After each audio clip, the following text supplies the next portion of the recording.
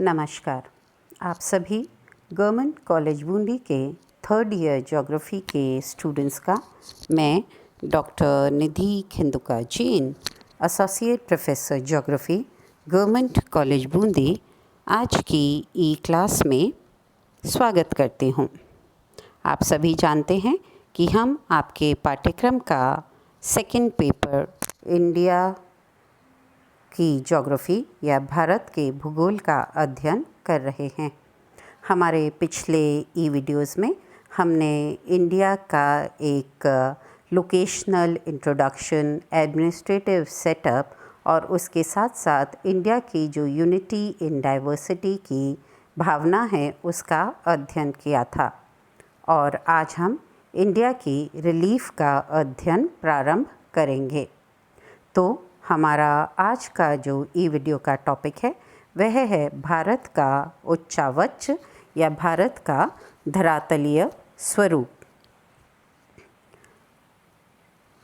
भारत क्षेत्रफल की दृष्टि से विश्व का 7वां बड़ा देश है। इसका कुल क्षेत्रफल 32,87,267 स्क्वायर किलोमीटर है और यह पृथ्वी के कुल क्षेत्रफल के 2.4% एरिया को घेरे हुए है। भारत का उत्तर से दक्षिण जो विस्तार है, मतलब उत्तर में जम्मू कश्मीर से दक्षिण में कन्याकुमारी तक जो एक्सटेंट है वह है 3,214 किलोमीटर्स और पश्चिम से पूर्व का विस्तार मतलब गुजरात में द्वारका से ईस्ट में अरुणाचल प्रदेश का जो ईस्टर्न मोस्ट पॉइंट है वहाँ तक का जो एक्सटेंट है वह है 2,735 किलोमीटर्स।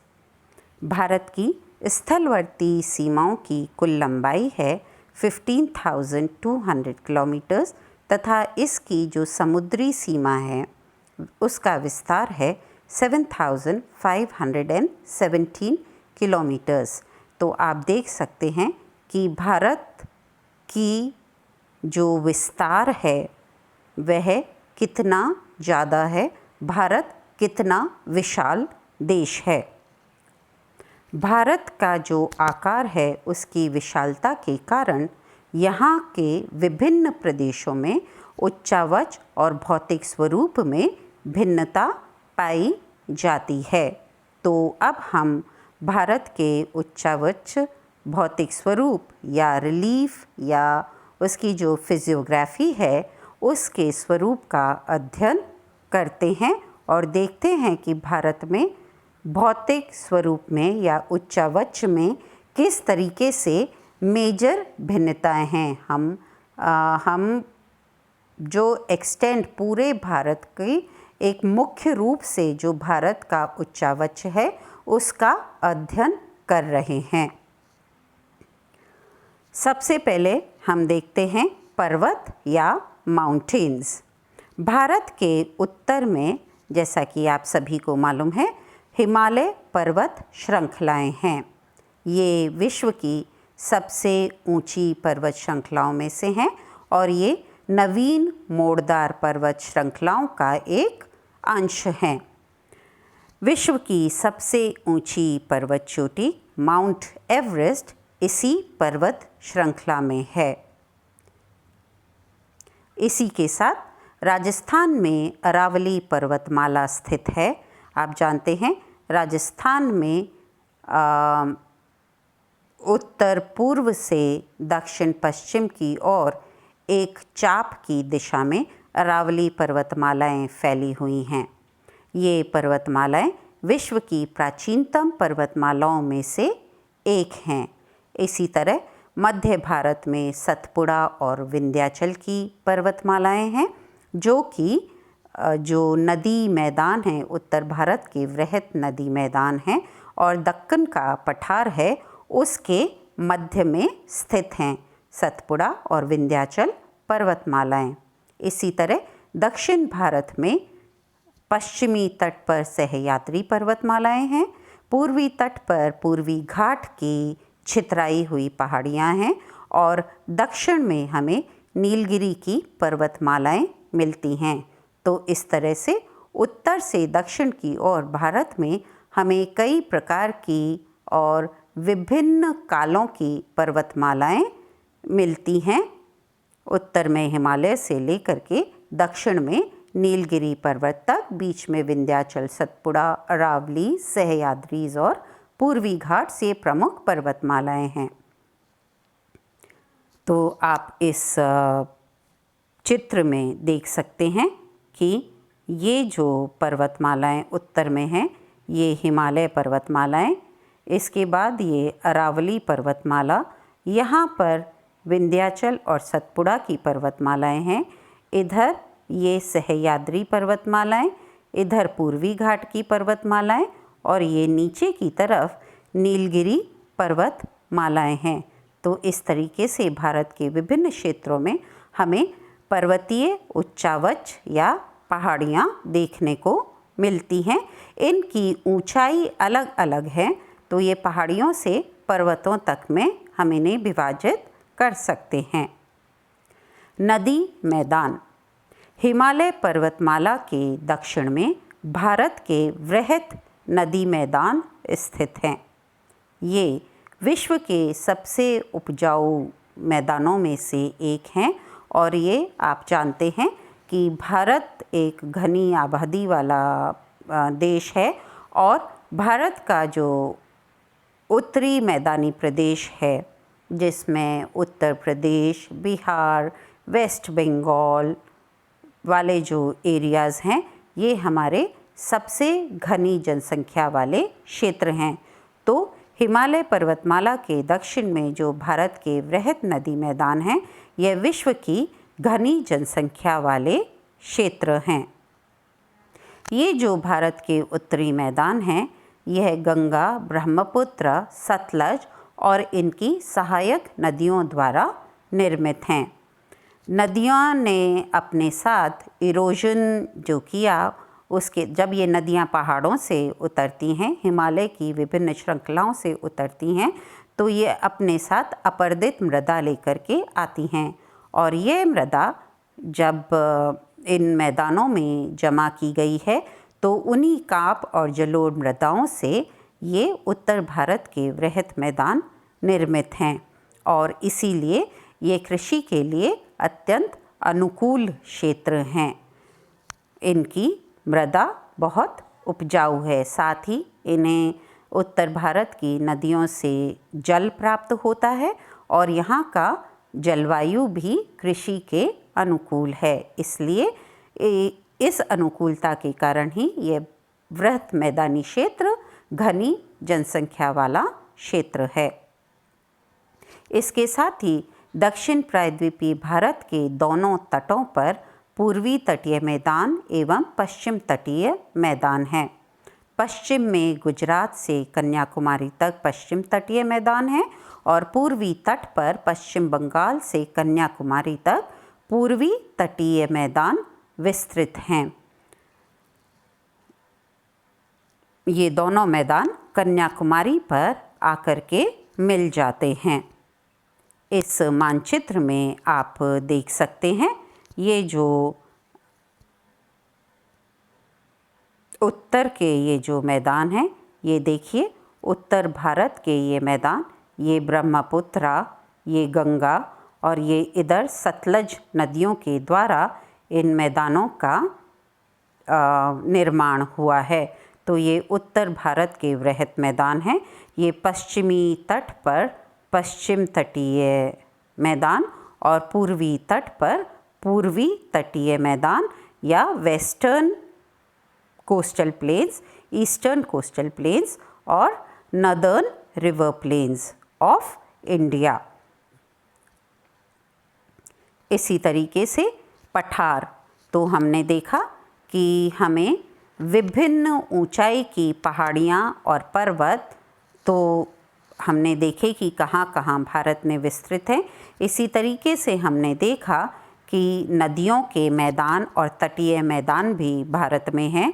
अब हम देखते हैं एक अन्य उच्चावच स्वरूप या पठार, जिसे कि हम प्लेटो भी कहते हैं। भारत का दक्षिण प्रायद्वीपीय प्रदेश एक पठारी क्षेत्र है। इसे दक्षिण प्रायद्वीपीय पठार के नाम से जाना जाता है।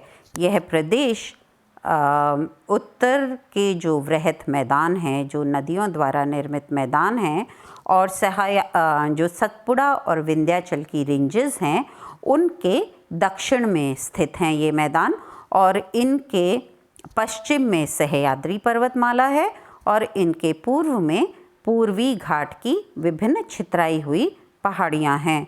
तो ये जो प्लेटो रीजन है, इसे हम दक्षिण प्रायद्वीपीय पठार के नाम से भी जानते हैं और यह दक्कन का पठार के नाम से भी जाना जाता है।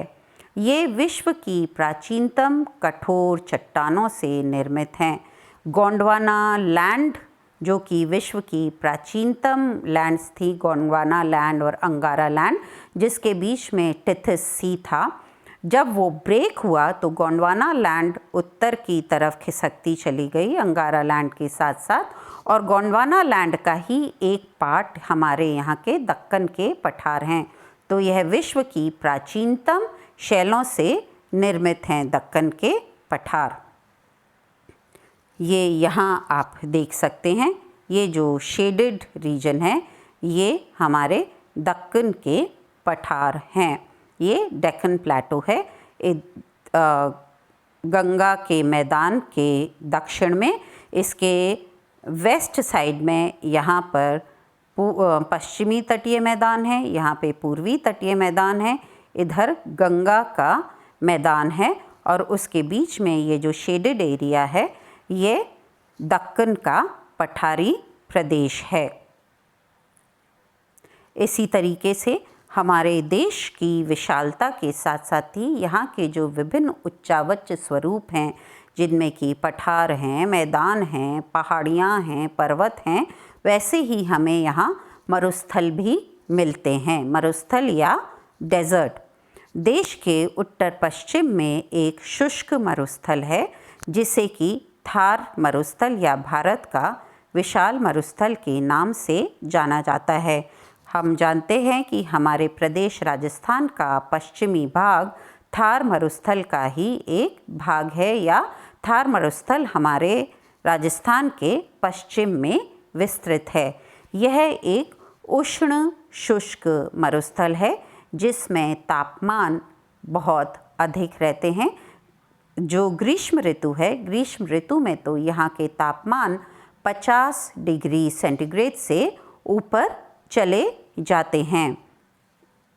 तो यहाँ के तापमान बहुत अधिक हैं और यहाँ पे वार्षिक वर्षा बहुत कम होती है, 25 सेंटीमीटर से कम, और कुछ क्षेत्र तो ऐसे हैं पश्चिम के जहाँ पे कि वार्षिक वर्षा 10 सेंटीमीटर से भी कम होती है। यह एक उष्ण शुष्क मरुस्थल है। इसी तरीके से भारत के उत्तर में हिमालय जो पर्वत श्रृंखला है और काराकोरम पर्वत श्रृंखला है, उनके मध्य में लेह लद्दाख का जो क्षेत्र है, वहाँ पर भी हमें शीत मरुस्थलीय परिस्थितियाँ देखने को मिलती हैं। शीत ऋतु में लेह लद्दाख का ये जो क्षेत्र है, जिसे आप सियाचिन के नाम से भी जानते होंगे, आपने सुना होगा सियाचिन प्रदेश, लेह लद्दाख तो अभी ही केंद्र शासित प्रदेशों में 2 साल पहले ही केंद्र शासित प्रदेश बनाया गया है इनको। पहले ये कश्मीर का एक भाग थे। तो लेह लद्दाख और सियाचिन का जो क्षेत्र है वह एक कोल्ड डेजर्ट है। यहाँ पर शीत मरुस्थलीय परिस्थितियाँ पाई जाती हैं। यहाँ पर शीत ऋतु में तापमान -30 डिग्री सेंटीग्रेड से भी कम हो जाते हैं, और क्योंकि यह क्षेत्र हिमालय और काराकोरम जैसे ऊंचे पर्वतों के मध्य में है, तो यहाँ पर औसत वार्षिक वर्षा भी बहुत कम होती है, और जो वर्षा होती है उसमें भी अधिकतर हिम के रूप में होती है। तो इस तरीके से हमारे भारत में 2 प्रकार के मरुस्थल पाए जाते हैं। भारत के जो पश्चिम का ये जो मरुस्थलीय क्षेत्र है, यह मरुस्थलीय क्षेत्र उष्ण शुष्क मरुस्थल है, जिसे कि थार डेजर्ट कहा जाता है, और भारत के उत्तर का ये जो क्षेत्र है, लेह लद्दाख और सियाचिन वाला क्षेत्र, यह एक शीत मरुस्थलीय परिस्थितियों वाला या कोल्ड डेजर्ट कंडीशंस वाला क्षेत्र है। प्रायद्वीप, आप जानते हैं प्रायद्वीप क्या होता है? प्रायद्वीप वह क्षेत्र, वह भूमि होती है जो 3 तरफ से जलराशियों से घिरी होती है और चौथी तरफ उसके वो किसी भूमि के क्षेत्र से या लैंड एरिया से जुड़ी हुई होती है। तो भारत का जो दक्षिणी प्रदेश है वह एक प्रायद्वीपीय क्षेत्र है जो 3 तरफ से बड़ी जलराशियों से घिरा हुआ है। आप जानते हैं कि भारत के पश्चिम में, दक्षिण भारत के पश्चिम में अरब सागर या अरेबियन सी है, उसके पूर्व में बंगाल की खाड़ी या बे ऑफ बंगाल है और दक्षिण में हिंद महासागर या इंडियन ओशन स्थित है। तो इस मैप में आप देख सकते हैं, ये यहाँ पश्चिम में ये क्षेत्र, यहाँ पर अरब सागर है और ये बे ऑफ बंगाल या बंगाल की खाड़ी का क्षेत्र है और यहाँ पर ये इंडियन ओशन का या हिंद महासागरीय क्षेत्र है। तो ये जो दक्षिण भारत का हमारा क्षेत्र है, यह एक प्रायद्वीपीय क्षेत्र है जो 3 तरफ से जलराशियों से घिरा हुआ क्षेत्र है। तो भारत में हमें प्रायद्वीपीय उच्चवाच भी देखने को मिलता है। इसी तरीके से भारत के, क्योंकि 3 तरफ बड़ी जलराशियां हैं, तो यहाँ पर कई द्वीप भी पाए जाते हैं। बंगाल की खाड़ी में जो द्वीप समूह है उसे अंडमान निकोबार द्वीप समूह कहा जाता है और अरब सागर में जो द्वीप समूह है उसे लक्षद्वीप समूह कहा जाता है। ये दोनों द्वीप समूह भारत के अंदर आते हैं और ये दोनों भारत के केंद्र शासित प्रदेश या यूनियन टेरिटरीज़ हैं। तो इस तरीके से आपने देखा कि भारत में उसके विशाल आकार के साथ साथ ही हमें यहाँ के उच्चावच या रिलीफ में भी भिन्नता देखने को मिलती है। इस मानचित्र में आप देख सकते हैं कि ये जो उत्तर में ये हिमालय क्षेत्र है, फिर उसके नीचे ये जो ग्रीन में आप देख रहे हैं ये गंगा ब्रह्मपुत्र के मैदान हैं।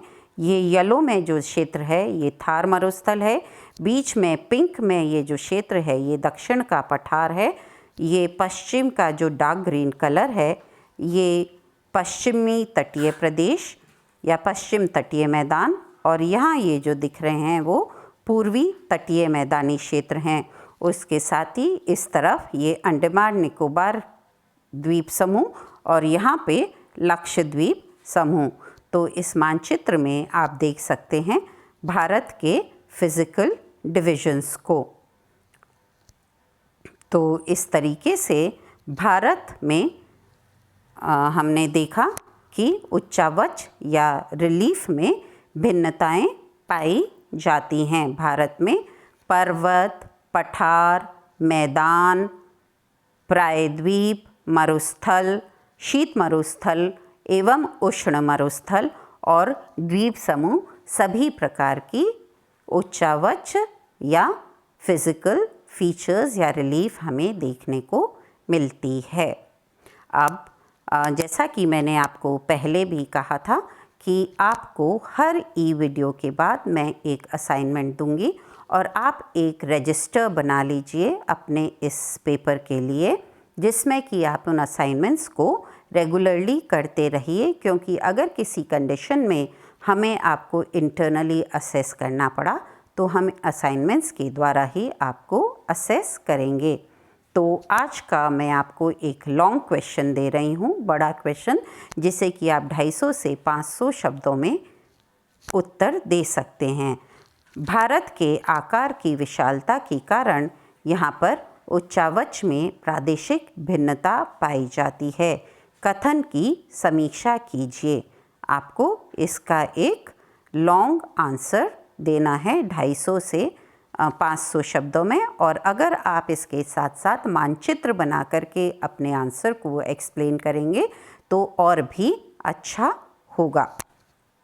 तो ये था हमारा आज का ई वीडियो। जिसमें हमने भारत के रिलीफ या भारत के उच्चावच का एक जनरल इंट्रोडक्शन का अध्ययन किया। हमारे अगले ई वीडियो में हम भारत के ये जो उच्चावच प्रदेश हैं या जो रिलीफ फीचर्स हैं या जो फिज़िकल फीचर्स हैं उनका डिटेल्ड अध्ययन प्रारंभ करेंगे। धन्यवाद।